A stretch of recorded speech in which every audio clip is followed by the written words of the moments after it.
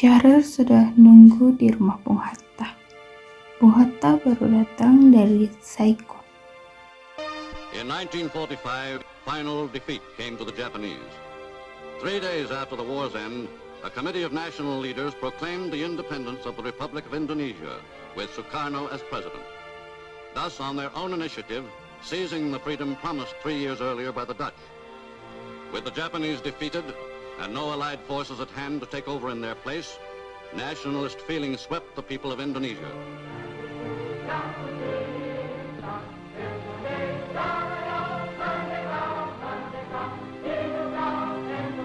The Indonesian Republic was 6 weeks old before the first allied forces returned to the Indies, and some 2,000 British troops, with a contingent of Dutch, landed at Batavia.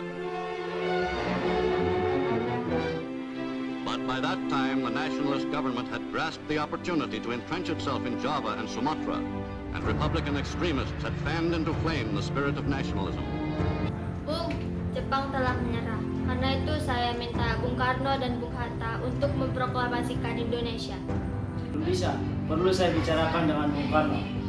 Sesuai tanggung jawab kami, proklamasi kemerdekaan harus dibicarakan dengan PPKI. Di rumah Bung Karno, tanggal 15 Agustus 1945, sekitar jam 21.00 WIB, datang Wicana dan Darwis ke rumah Bung Karno.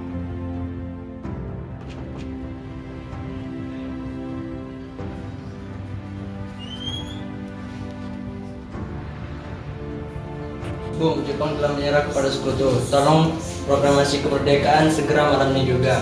Paling besok, paling lambat besok, tanggal 16 Agustus 1945. Bung, apabila Bung Karno tidak mengumumkan malam ini juga, besok pasti ada bandara. Ini, dorong layar saya. Seret saya ke pojok itu. Sudah nyawa saya malam ini juga. Jangan menunggu sampai besok. Saya tidak bisa melepas tanggung jawab saya sebagai ketua PPKI. Karena itu, saya akan tanyakan kepada wakil-wakil PPKI besok. Baik Bung, kalau begitu kami pamit undur diri.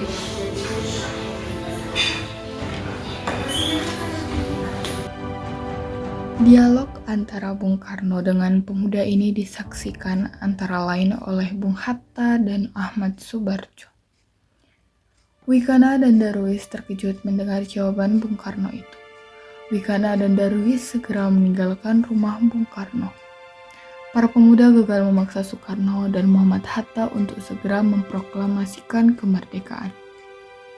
Bung Karno kemudian meminta Bung Hatta untuk mengundang para anggota PPKI pada pagi tanggal 16 Agustus 1945 untuk rapat membahas keadaan terakhir Indonesia dan persiapan untuk kemerdekaan Indonesia.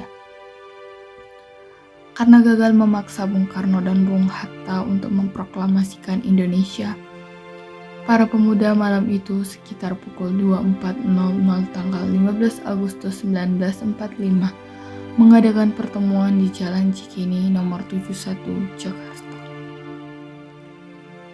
Para pemuda yang hadir antara lain Sukarni, Yusuf Kunto, Khairul Saleh, dan Sodanko Singgi. Mereka sepakat untuk membawa Sukarno dan Muhammad Hatta keluar kota. Tujuannya agar kedua tokoh ini jauh dari pengaruh Jepang dan bersedia untuk memproklamasikan kemerdekaan Indonesia.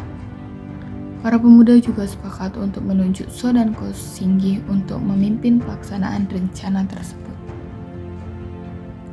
Untuk melaksanakan tugas, Singgi mendapat pinjaman beberapa perlengkapan dari markas peta di Jagamonyi. Waktu itu yang piket di markas peta adalah Latif Hendraningrat. Singgi disertai pengemudi, sampun, dan penembak mahir Sutrisno bersama Sukarni, Wicana, dan Dr. Muwardi menuju ke rumah Muhammad Hatta. Di rumah Bung Hatta sekitar pukul 03 dini hari Kamis, tanggal 16 Agustus 1945. Bung, sekarang juga ikut kami. Kemana? Pokoknya ikut kami. Baik, tetapi saya mau Bung Karno ikut. Siap. Singgi dan kawan pemuda bersama Muhammad Hatta dengan mobil menuju kediaman Bung Karno.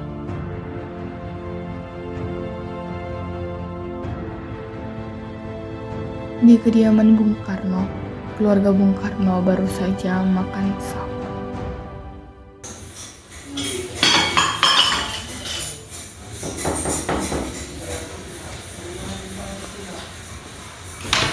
Ya, apakah saya bisa bertemu dengan Bung Karno? Bisa, Pak, ada yang manggil.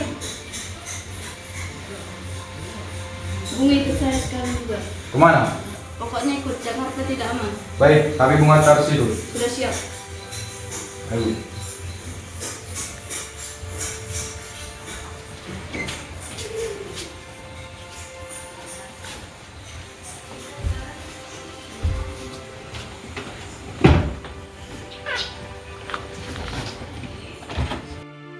Bung Karno bersama istrinya, Fatmawati, dan anaknya Guntur yang masih berusia 8 bulan diajak serta. Di depan rumah sudah menunggu mobil yang di dalam mobil sudah ada Bung Hatta. Mobil rombongan Bung Karno dan para pemuda itu bergerak ke arah timur menuju Jatinegara dan terus ke timur dan akhirnya sampai di Kecamatan Rengas Dengklok.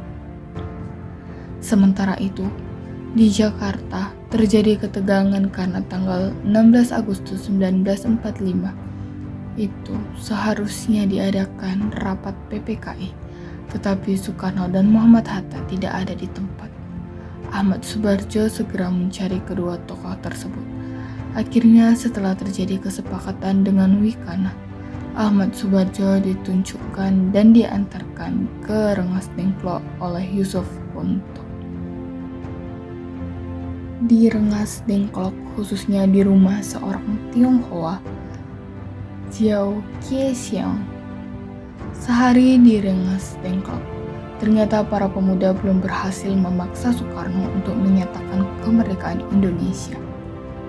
Ahmad Soebardjo tiba di Rengas Dengklok sekitar pukul 17.30 WIB untuk menjemput Soekarno dan rombongan. Namun, kecurigaan para pemuda terhadap Ahmad Soebardjo pun masih terjadi. Apakah kalau Soekarno dan Hatta kembali ke Jakarta, proklamasi kemerdekaan akan bisa terlaksana? Terjadilah dialog antara Subeno selaku Komandan Peta Rengas Dengklok dengan Ahmad Soebardjo. Apa proklamasi dapat dilakukan sebelum tengah malam nanti? Tidak mungkin, ini sudah sekitar jam 8 malam. Kami masih harus kembali ke Jakarta, lalu mengundang para anggota Badan Persiapan Kemerdekaan untuk melakukan rapat kilat. Hal itu membutuhkan banyak waktu. Kami tak khawatir harus bekerja semalaman agar dapat menyelesaikannya. Bagaimana kalau jam 6 besok pagi? Saya akan berusaha sekuat tenaga supaya selesai jam 6 pagi. Tetapi setengah hari besok pasti sudah beres. Kalau tidak bagaimana? Mayor, kalau besok semuanya gagal, besok pada tanggal 17 Agustus pukul 12 belum terjadi proklamasi, sayalah jaminannya. Sayalah yang akan bertanggung jawab terhadap itu semua. Tembak matilah saya. Dengan jaminan itu, maka Sudanko Subeno mewakili para pemuda mengizinkan Soebardjo untuk bertemu Bung Karno dan Bung Hatta. Ahmad Soebardjo meyakinkan kalau Jepang telah menyerah. Akhirnya Bung Karno dan Bung Hatta bersama rombongan kembali ke Jakarta.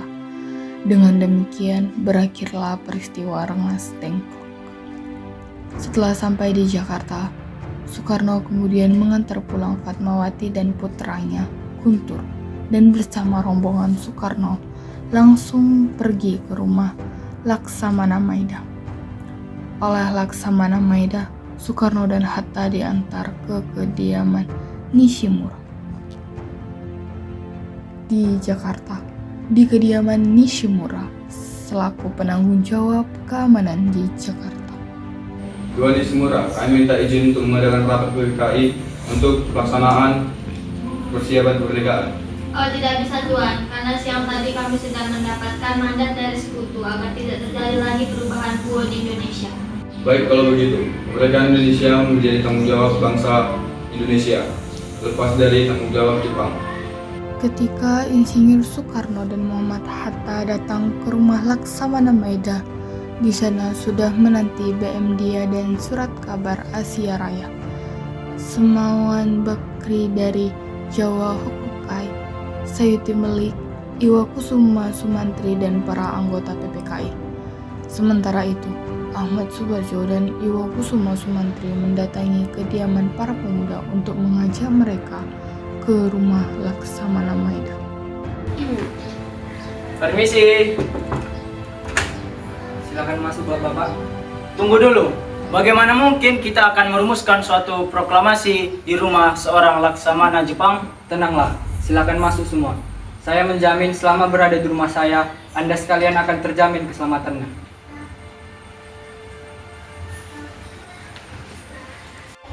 Baiklah, di ruangan mana kita bisa merumuskannya? Silakan Anda berdiskusi di ruang makan. Saya akan pergi istirahat dulu. Baiklah, terima kasih Pak Perwira.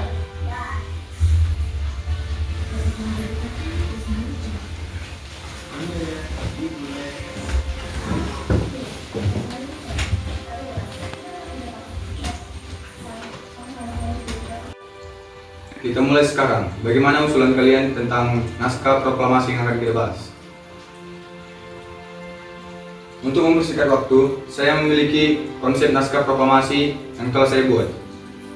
Oh, kalau begitu, bersediakah Anda untuk membacakannya? Baik, dengan senang hati. Kalimat pertama merupakan pernyataan keinginan bangsa Indonesia untuk menentukan nasibnya sendiri. Kalimat kedua merupakan pernyataan mengenai kewenangan.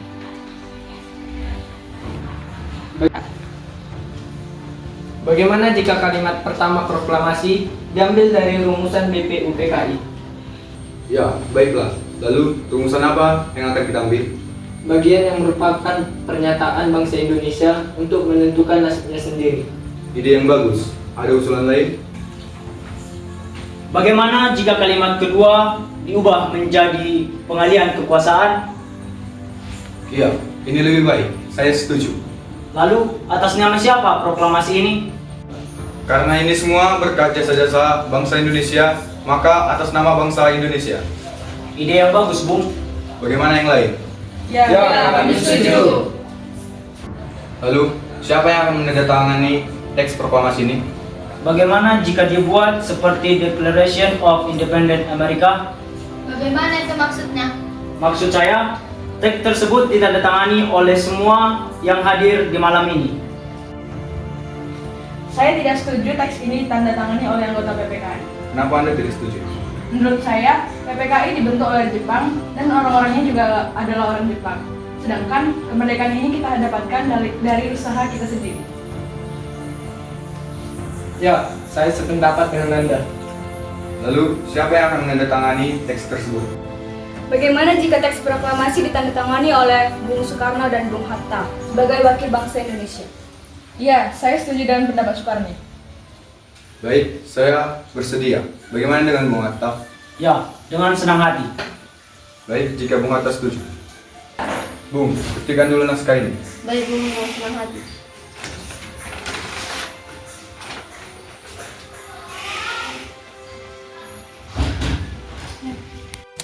Naskah tersebut diserahkan kepada Sayuti Melik untuk diketik, dan penandatanganan akan dilakukan setelah naskah selesai. Sesudah naskah teks proklamasi diterima oleh Sayuti Melik, beliau mengubah beberapa kata yang ejaannya dianggap kurang tepat. Beberapa kata yang diubah yaitu kata tempo menjadi tempo, dan kata Jakarta 17.845 menjadi Jakarta hari 17 bulan 8 tahun 05. Ini, Bu.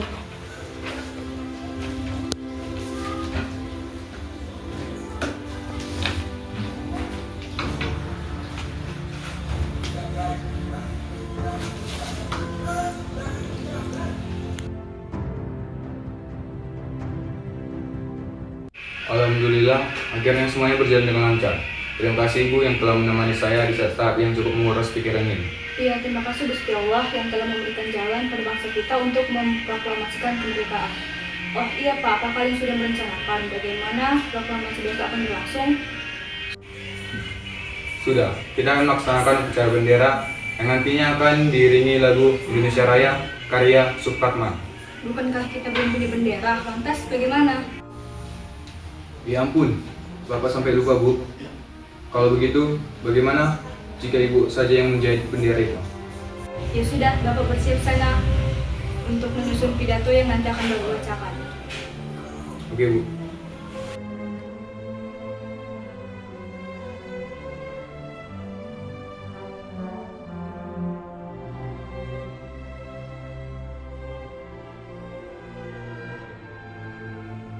Proklamasi Kemerdekaan hari Jumat pada tanggal 17 Agustus 1945 pukul 10.00 WIB di Jalan Pegangsaan Timur nomor 56 dilangsungkan proklamasi kemerdekaan Indonesia sesaat sebelum upacara dimulai.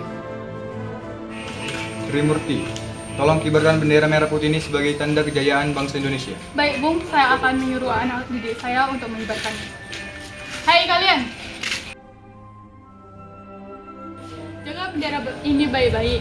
Kalian diberikan kehormatan untuk mengibarkannya untuk pertama kalinya dalam sejarah Indonesia. Siap, Komandan. Kami tidak akan mengecewakan Anda. Suasana menjadi sangat hening. Soekarno dan Hatta dipersilahkan maju beberapa langkah dari tempat semula. Soekarno mendekati mikrofon. Dengan suaranya yang lantang dan mantap, Soekarno pun membacakan pidato pendahuluan sebelum beliau membacakan teks proklamasi. Proklamasi. Kami bangsa Indonesia dengan ini menyatakan kemerdekaan Indonesia. Hal-hal yang mengenai pemindahan kekuasaan dan lain-lain diselenggarakan dengan cara seksama dan dalam tempo yang sesingkat-singkatnya. Jakarta, 17 Agustus 1945. Atas nama bangsa Indonesia, Soekarno-Hatta. Kemudian dikibarkanlah bendera sang saka merah putih diiringi lagu Indonesia Raya. Hadirin turut menyanyikan lagu kebangsaan Indonesia tersebut. Kibaran bendera merah putih diiringi lagu kebangsaan Indonesia Raya. Tugas mengambil tempat.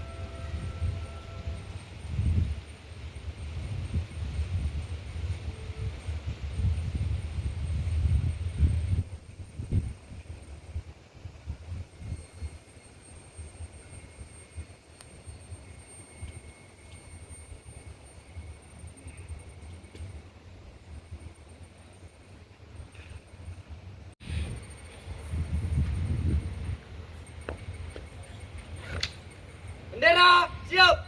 Kepada sang saka merah putih, hormat, gerak.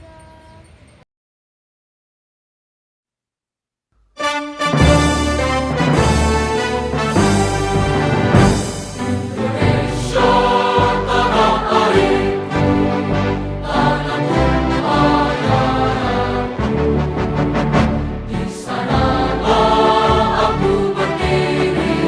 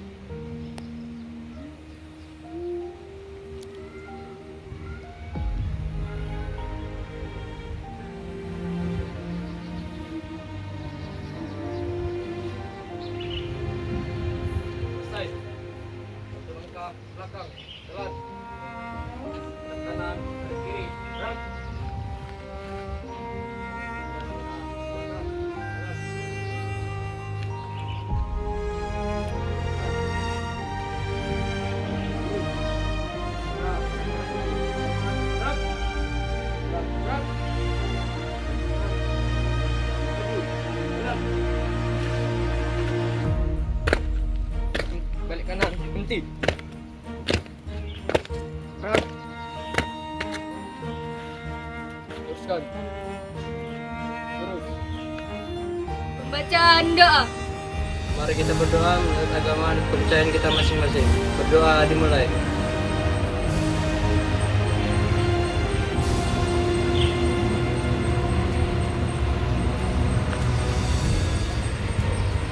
Berdoa selesai. Tanpa penghormatan, bubar barisan jalan.